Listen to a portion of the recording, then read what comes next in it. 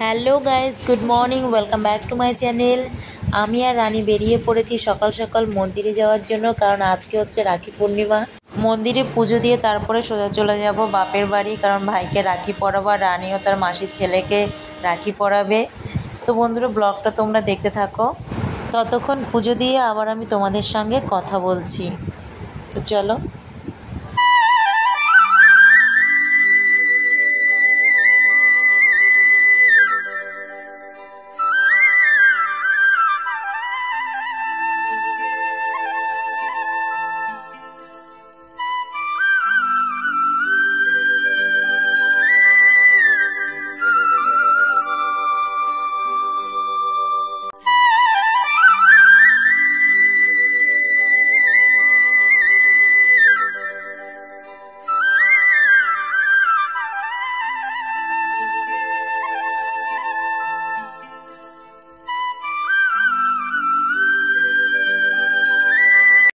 তো বন্ধুরা, ফাইনালি আমি পুজো শেষ করে মন্দিরের বাইরে চলে এসেছি। আর আজকে আমি মন্দিরে এসেছি কেন, আমার বর হচ্ছে অবাঙালি, আর ওদের মধ্যে শ্রাবণ মাসের আজকে লাস্ট ছিল, তাই মন্দিরে এসেছিলাম। আর দেখো বাইরে খুব বৃষ্টি হচ্ছে, আর আমি এখন সোজা চলে যাব বাড়িতে। আর এখানে দেখো রাখি পরার জন্য সবাই বসে গেছে। আমার বড়দির দুই ছেলেও চলে এসছে আর ভাইও বসেছে। তো রানী আর তার ছোট বোন মিলে দেখো দুই ভাইকে পড়াচ্ছে। আগে এরাই শুরু করেছে, এই পুচকুটা পড়াচ্ছে। দেখো খুব মজা করে আজকে রাখি বেঁধেছে, কারণ গত বছর পড়ানো হয়নি, গত বছর নাকি ভালো দিন ছিল না। আর আমার আর এক দিদির ছেলে অনেক দূরে থাকে, তো তাকে রানী পড়াতে পারলো না। এরা দুজন আগে এদের দু ভাইকে পড়াক, তারপরে আমি আমার ভাইকে, বোন আর আমি পড়াবো। বড়দি আসতে পারেনি, বড়দি শরীর খারাপ ছিল, তাই ওদের দু ভাইকে পাঠিয়ে দিয়েছে। তো খুব মজা করছে, রাখি পরাচ্ছে।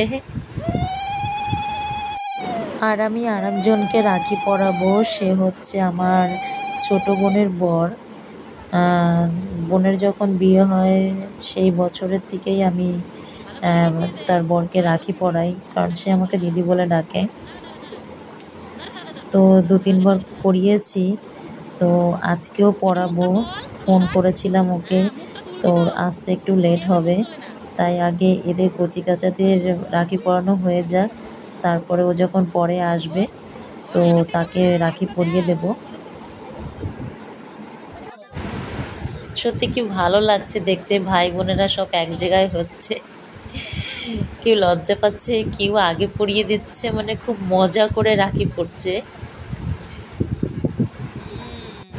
মিষ্টি খাইয়েছে একবার, আবার খাওয়াবে, দাদাকেও খাওয়াচ্ছে, এবার ভাইকেও খাওয়াবে আবার।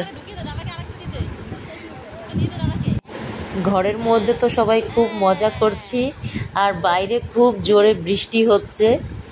তো খুব ভালো লাগছে, ওয়েদারটা ঠান্ডা ছিল, গরম ছিল না, তাই খুব ভালো লাগলো।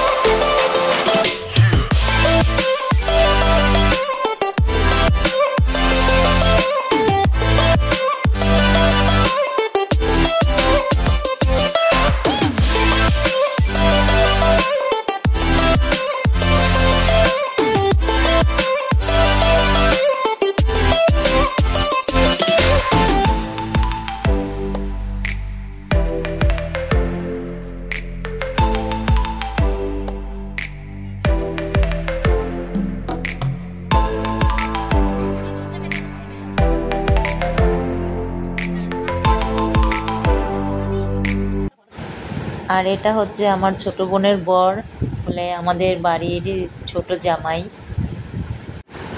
আমার কাছে আমার ভাই আর একটা। তো বন্ধুরা, আজকের ব্লগটা আমি এখানেই শেষ করছি, আবার দেখাবে আর একটা ব্লগে।